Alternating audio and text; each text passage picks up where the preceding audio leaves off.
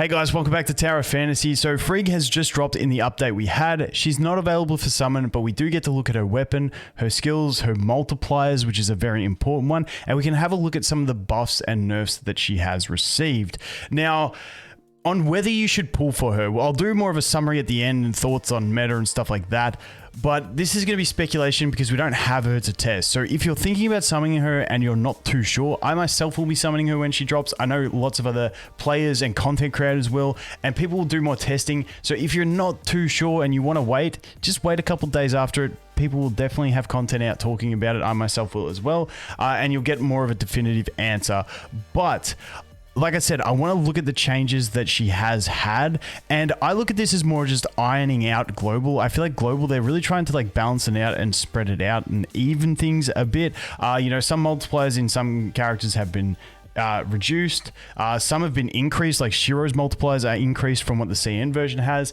You got things like Subasa's buff being reduced, resonance being reduced. So I think it's, in general, it's more of a balancing than like hard nerfing or hard buffing characters, is trying to like even it out. So there is one big thing in here that I want to look at, and we'll do a TLDR version at the start because I know a lot of people just want, like, you know, don't drag me out for the 8 minutes so you can get monetized. Just tell me the answers. So I'll tell you the answers right now. So the key things we're looking at is, yes, she does get the Frost Resonance. However, her skill doesn't have the bonus 15% at base in the Frozen Domain for Frost weapons. And then if we look at her 6-star, it gives her 12%, which is a 12% increase to Frost damage. Whereas on the CN version, she had a base 15 and it went up to 25. So it was actually a 10% buff. So it's sort of an increase on this one, but we'll talk about it more in depth. So that's the first change. The next big change that I want to look at is going to be her dodge skill. Her dodge skill has had a big reduction in the multiplier. Her normal skills, her ability and her discharge ability, the multipliers are all still the same from what CN version, but her dodge ability, if I jump over here to a little screenshot that I translated, you can see that on CN, it's got a 257.1% multiplier. Over here, it's a 143. So that is the big nerf that she has received compared to the CN version. So let's dive into it a bit deeper. That's the TLDR version. If that's all you're after, that's basically it. You can head off now.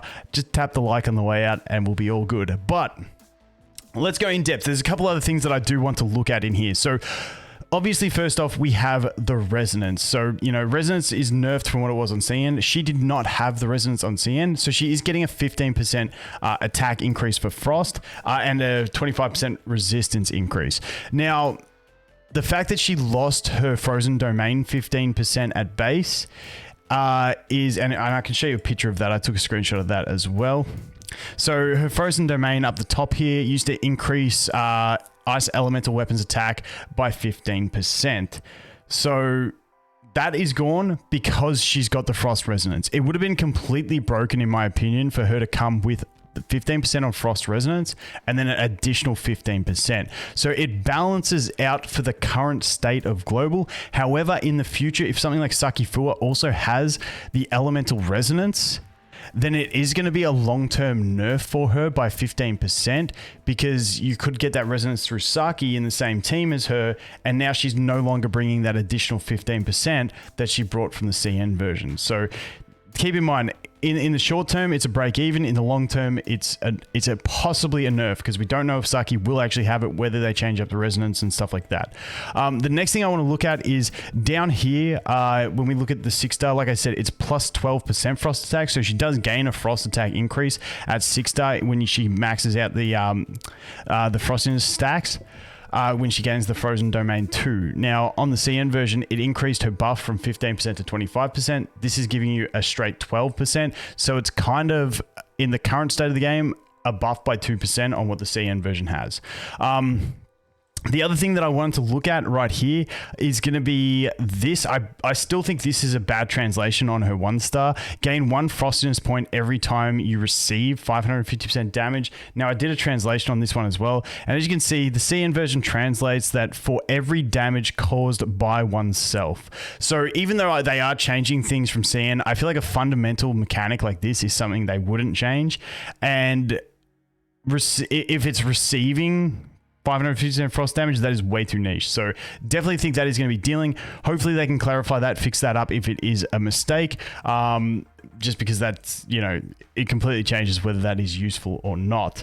So those are the big changes. Like I said, I went through all our other multipliers. They all stay the same. Just a massive hit coming to the multi-slash. Now, we'll have to do more testing, and this is why I said wait, because often when I compare things to the CN version, I look at playstyle and what you have fun doing, and this might actually fundamentally change her playstyle. I still think it's going to be viable, but now I really want to do some testing to see the attack speed of these normal attacks versus the attack speed of the multi-slash, and the amount of damage she can put out spamming these over, say, 15 seconds compared to spamming these for 15 seconds. I don't know if in PvE circumstances, maybe normal attacks become more viable. I still don't think so, because these are very low multipliers. It would really depend on the attack frequency. But yeah, like I said, we'll have to wait and see, but that's just something I'm considering, and I really want to test when she does drop, is they basically spamming this compared to spamming the normal attacks. And, you know, we'll try our other attacks, but our other attacks don't look like the multipliers actually are that crazy. The aerial one's okay, but you lose the bigger multiplier on the end one. So I'm going to test all of that in the future, but just something to take note of.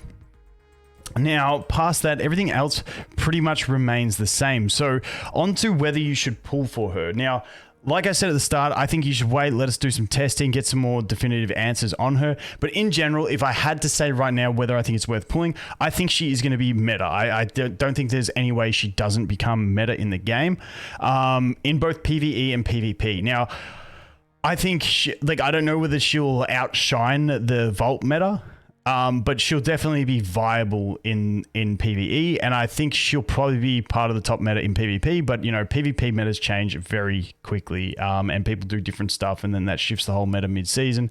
You never know. But what I think will be viable in PvE for her, for a PvE team, it would be probably at the current state of the game, would be Frigg with Tsubasa. If you have Frigg at 0 star, like, maybe you could get away with a King being okay, but honestly, I think it's going to be her with Tsubasa and Meryl, just due to the fact that we do get the, in the Frozen Domain, we get the increased shatter for frost weapons. So, you know, I think that's really going to impact and make Meryl. And then when we get into 1 star and especially 3 star, you just really want to be running that Meryl with her. Because like when you use discharge skills of frost weapons in the Frozen Domain, you're going to deal that extra damage. So having 3 frost weapons is going to guarantee that no matter what discharge ability you use, you're going to gain that benefit. So I can see in PvE really being her with Tsubasa and Meryl. As for PvP, and this is very speculation. PvP, like I said, it's hard to know a meta before you get into it, but I definitely think she's going to be meta. I can see something like her with Meryl and what's her face? Nemesis. I can see that being a savage combo. You know, she's just going to be good with all those dodges, plus buffing Meryl, who's already a beast in the current meta for PvP. Increasing her shatter as well, which means Meryl's just going to shred things. But then on top of that, you're going to leave the Nemesis in there for the sustain. And even though Nemesis won't have another Vault partner making use of that resonance, it doesn't really matter. Her slow in PvP is ridiculous. The electrodes are annoying as fuck. And I just think, like, for the current state of the game, Nemesis is going to stay very, very relevant. I think Nemesis is definitely going to be a better option in this team instead of Coco, even though you might think Coco, because the Ice synergy, would be better. I still think Nemesis brings more to the table in that team. So that would be what I think is going to happen. I think she's going to be worth it for PvE and PvP. PvE, like I said, this comp here with Tsubasa and Meryl, and then it would just be with Nemesis and Meryl for PvP. And I think you're going to be pretty safe with her. But if you want to pull her, just consider, if you are free to play, if you're free to play, you really want to choose what element you want to go for. You want to get that resonance. You also want to get a Lin in the future and just get another weapon to synergize with that, and you'll be pretty decent. Even if you go to 120 pity every time, you'll be pretty safe. So if you're free to play, if you summoned on the Nemesis banner and got lucky, got her in like 20, like, feel free to go nuts. But if you're free to play and you're like trying to like think of the worst possible scenario, which is 120 pity, just make sure that ice is what you really want to focus on before you go ahead and do it. Me personally, I'm looking at physical. Ice would be my second choice. I just think there's some really cool options in ice, plus Saki Fua in the future. I think it's a really cool element to go for. But at the end of the day, whatever you have fun is going to be the most important thing in the game. That's the changes. Those are my thoughts on whether you should summon for her. Let me know, what do you think of the changes? Are you still going to summon for her? That's pretty much all I have to say. I'm going to shut up now. Thanks for watching. Hope you have an awesome day, and I look forward to seeing you in the next one. Cheers.